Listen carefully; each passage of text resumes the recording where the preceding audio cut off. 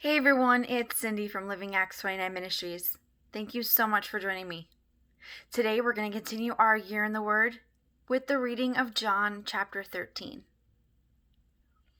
Jesus knew that the night before Passover would be his last night on earth before leaving this world to return to his Father's side.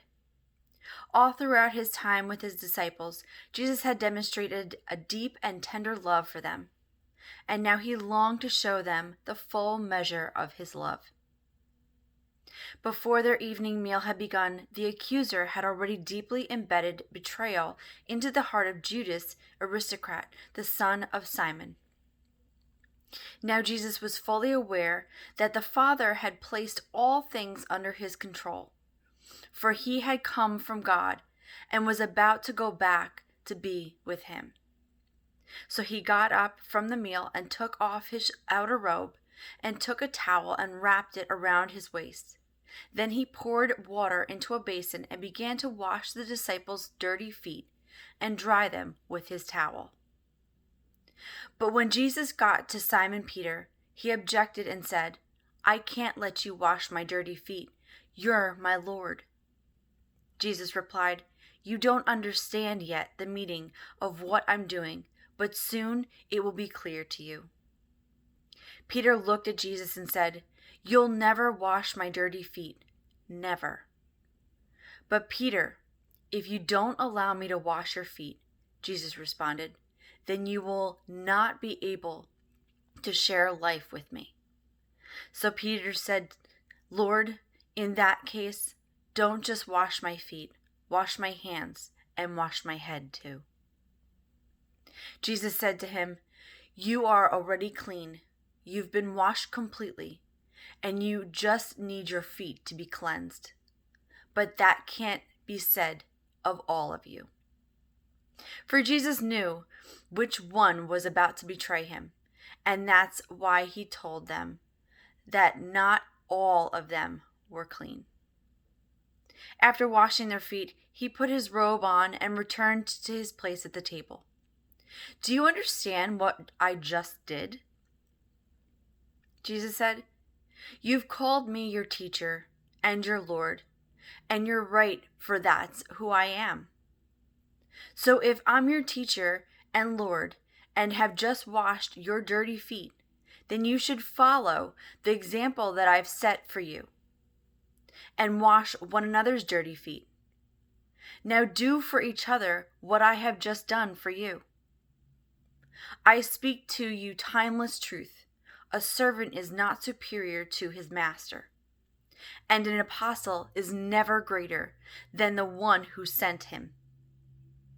So now put into practice what I have done for you, and you will experience a life of happiness enriched with untold blessings. I don't refer to all of you when I tell you these things, for I know the ones I've chosen to fulfill the scriptures that says, 'The one who shared supper with me treacherously betrays me.' I am telling you this now, before it happens, so that when the prophecy comes to pass, you'll be convinced that I am. Listen to this timeless truth.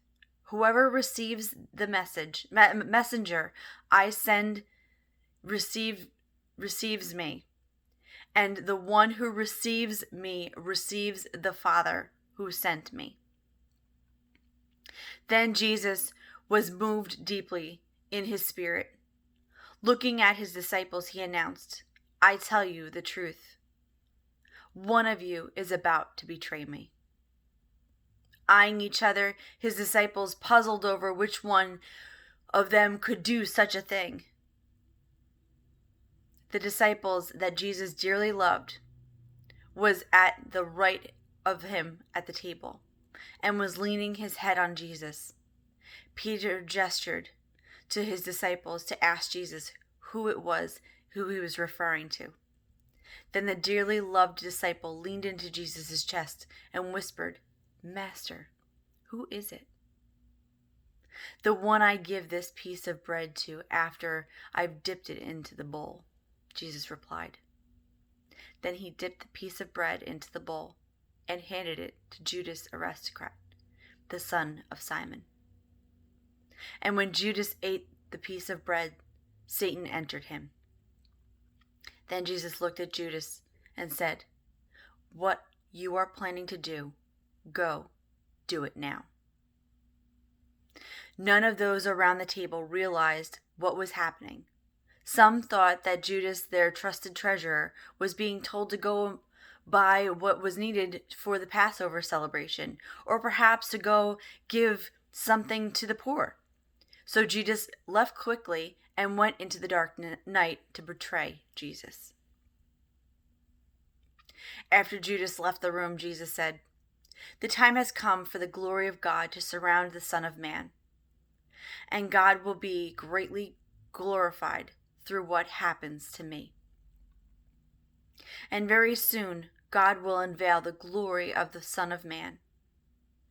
My dear friends, I only have a brief time left to be with you. And when you will search and long for me. But I tell you what I told the Jewish leaders. You'll do not be able to come where I am. So I give you now a new commandment. Love each other just as much as I have loved you. For when you demonstrate the same love I have for you by loving one another, everyone will know that you are my true follower." Peter interjected, "But Master, where are you going?" Jesus replied, "Where I am going, you will not be able to follow.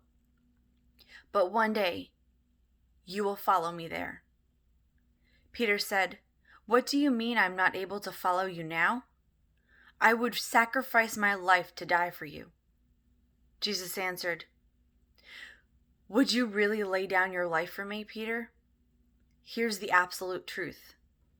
Before the rooster crows in the morning, you will say 3 times that you don't even know me." Thank you so much for joining me today.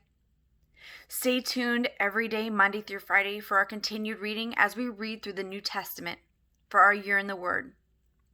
Stay tuned tomorrow for John chapter 14.